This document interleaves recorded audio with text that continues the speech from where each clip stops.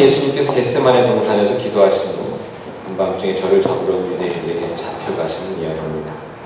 지난주에 예수님께서 제자들과 함께 겟세마네라는 동산에서 기도하러 가신 이야기를 나눴는데, 이렇게 아마 가룟 유다가 몰래 빠져나와서 예수님을 잡고자 하는 대제사장에게 가서 지금 예수가 많은 무리를 떠나서 제자들과 이렇게 홀로 겟세마네 동산에 갔으니 지금이 저를 잡을 수 있는 절호의 기회입니다 라고 이렇게 얘기를 해줬나 봐요.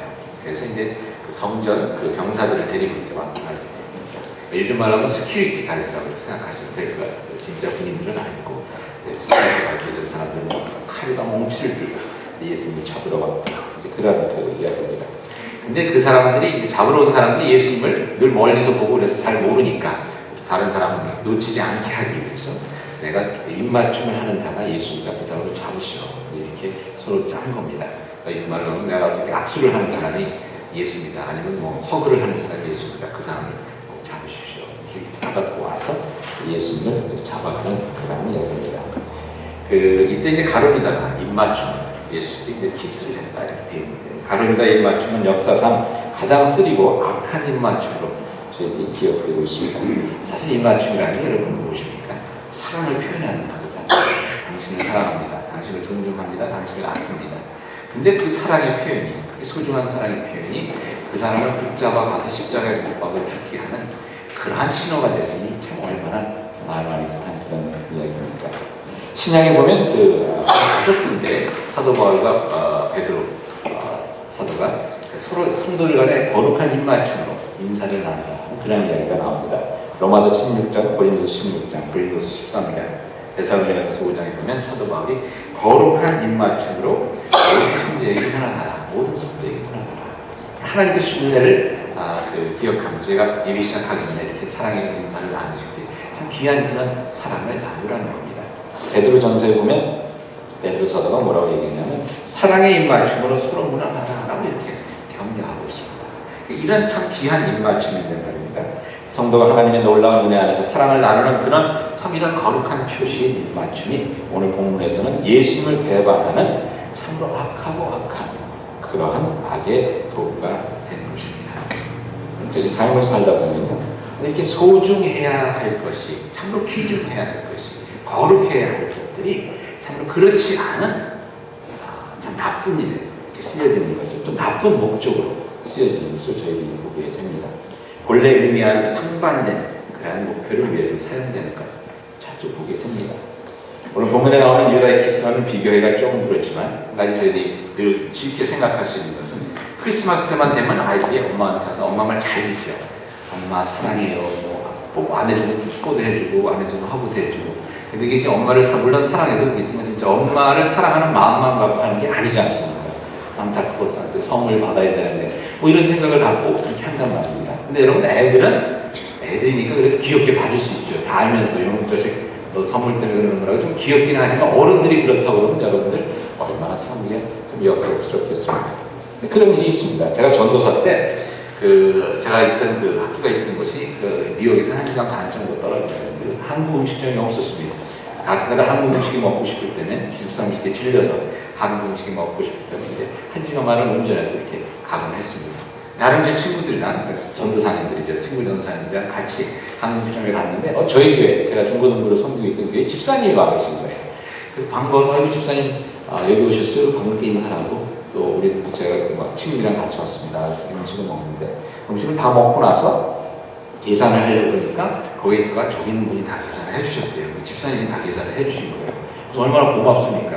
더구나 동료 전도사 앞에서 제가 또 이렇게 또 올라가지 않았으니까 이게 전도사님이 나를 인정해줘서 밥도 사주시고 그래서 너무 좋아갖고 밤새서 가서 집사님 너무 고맙습니다. 그리고 나오면서 인사를 하려고 갔더니 집사님 벌떡 일어나시더니 제 손을 잡으면서 전도사님 아시죠?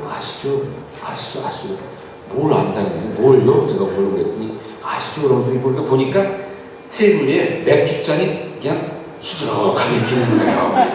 그래서 이미 하신 말씀이 목사님한테는 말씀하지 마세요. 그 말을 딱 나왔는데 막 마음이 쓰이고 배가 아픈 게 저는 저를 위해서 이렇게 사주신 줄 알았더니 담임 목사님한테 술 마신 거 얘기하지 말라고 뇌물로 사주신 거예요.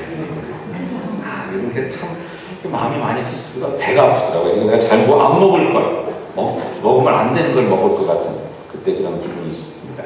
근데 여러분, 어떤 저희가 귀한 사랑의 표현, 교회에서 일하는 전사에게 대접한다거나, 누구한테 대접한다거나, 선물을 한다거나, 하는 귀한 사랑의 표현을 가지고 그것을 변절시키고 왜곡하고, 그것으로 좋은 관계를 세워가는 대신에 서로 반목하게 하고, 또 상처를 주고, 또는 때는 결국 죽음의 그런 도구로까지 이렇게 전락하게 만드는 경우가 있는데, 왜 그럴까? 그런 생각들을 오늘 좀 잠시 해봤으면 좋겠습니다. 유다의 마음이 변절한 것을 놓고 신학자들이 많은 추측을 합니다. 참 이게 재미있는, 성경에는 잘 나와 있지 않기 때문에 참 흥미로운 것 같아요. 그래서 많은 추측을 하는데, 오늘 그 추측한 것 중에 한 3가지 정도를 저희들이 같이 나누면서 혹시 또 저희들 가운데도 이런 유다의 모습이, 또 유다가 가진직했던 그런 문제들이 저희들이 있지 않나. 그래서 또 저희들이 참 사랑의 입맞춤을 유다와 같이 잘못 사용하고 있지는 않나 살펴볼 수 있는 그런 시간을 가져보도록 하겠습니다. 먼저 몇몇 신학자들은 가룟 유다가 가롯이라는 지방 출신이라는 것에 주목합니다. 그 가롯이라는 조그만 마을인데요, 유대 땅에 있었습니다. 그러니까 그 예수님의 제자가 12명 있었는데 12명 중에 11명이 다 갈릴리 출신입니다. 가버나움, 베세다 이런 갈릴리 출신입니다. 갈릴리는 여러분 아시다시피 이스라엘의 뜻은 북쪽 지방입니다. 유다는 남쪽 지방입니다. 근데 유다만 이 가롯이라는 지방, 그러니까 남유다에서 출생한 사람입니다. 요즘 말로 하면 예수님의 제자 11명이 다 호남 출신인데 유다만 부산 출신이다. 이렇게 되는 겁니다. 아니면 경남 출신인데 유다만 전주 출신, 이런 광주 출신이다. 이렇게 되는 거예요. 그러니까 아마 그 속에서 많이 소외되는 그러한 일이 있지 않았겠느냐 하는 그런 추측을 해보게 됩니다. 그래서 결국 유다만 소외를 당하고, 그러다 보니까 유다에게 소위 말하는 섭섭마귀가 들어가서 예수님을 배반하는 그러한 일까지 진행되지 않았나 하는 그런 추측을 해보는 사람들이 있습니다. 그 추측이 얼마나 맞는지는 아무도 모르죠. 유다가 얘기를 안 했고, 또 유다가 쓴 글도 없고 인터뷰를 한 적도 없으니까. 근데 가만히 살펴보면요, 저희들의 삶 속에서도 이런저런 이런 소외감을 통해서 이 사랑이란 하나님의 귀한 선물로 남에게 상처를 주는, 그 상처를 주는 무기로 사랑을 바꿔버리는, 잘못 사용하는 그러한 일들을 가끔 보게 됩니다. 제가 들은 이야기 중에 하나가, 이 아버님의 사랑을 받지 못해서 늘 남에게 인정받기를 갈급해하던 구역장님이 계셨습니다. 그러니까 저희 말로 하면 이제 속장님이죠. 그 구역장님이 계셨는데, 아버지로부터 이제 어떻게 생각하면 소외당한 거죠. 소외당한 그 상처가 너무나 커서 남의 사랑과 인정을 늘 갈급하면서 이렇게 살았어요. 갈급하다 못해서 쟁취하려고 무척이나 애쓰고 노력했던 분이 있어요.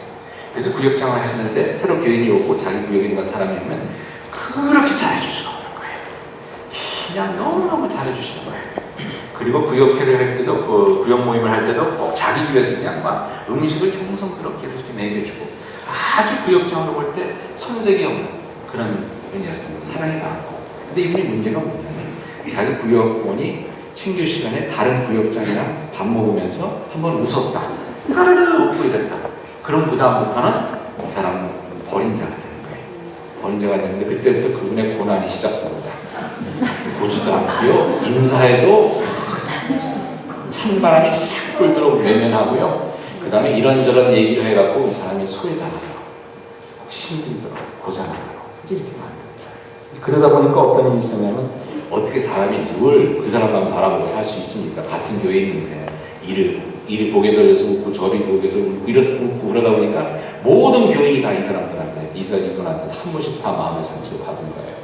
그래서 결국은 그 교회를 떠났다는 이야기를 들었는데, 여기서 저희가 한 가지 생각했으면 하는 것은요, 그 구역장님이 정성을 다해 대접한 그 식사가, 정성을 다해 섬긴 그 섬김이 진정 참된 사랑의 표현이라는 것입니다. 아니죠. 사랑의 표현이 아니라 남의 관심과 인정을 사기 위한 뇌물이었습니다. 더 나아가서 식이라는 독약이 든 음식이었고 또한 섬김이었습니다. 근데 여러분, 저희들은 어떻습니까? 그렇게 아주 라디컬한 그런 모습은 아닐지 모르지만, 혹시 소외되었다는 생각 속에서, 또는 시기심으로, 아니면 내가 인정받고 싶은 욕심으로 인해서 사람을 위한 사랑이 아니라 다른 사람의 사랑을 얻기 위한, 사기 위한 그런 사랑이나 섬김을 저희들 하고 있지는 않습니다. 열심히 교회에서 사람하고 섬기는 것이 결국은 저 사람을 내 사람으로 만들려고 하는 그러한 속셈이 담긴 이기적인 행위는 혹시 아닙니까? 그렇게 나에게 이득이 되는 사람만 섬기고 나에게 별로 이득이 될 것 같지 않은 사람, 힘들게만 하고 어렵게만 하는 사람, 나의 도움이 진정 필요한 사람들은 외면하고 있지는 않는지요. 혹시 교회에서 편가르기를 하고 있지는 않습니까? 내 편, 네 편 이래갖고 남의 편 내리는 사람들하고 아예 얘기도 안 하고 저희 삶 속에서 내게 이득이 되는 사람에게만 친절을 베풀고 있다면, 교회에서는 편가르기 사랑을 하고 있다면 저희는 하나님의 은혜를 배반하고 배반한 가룟 유다와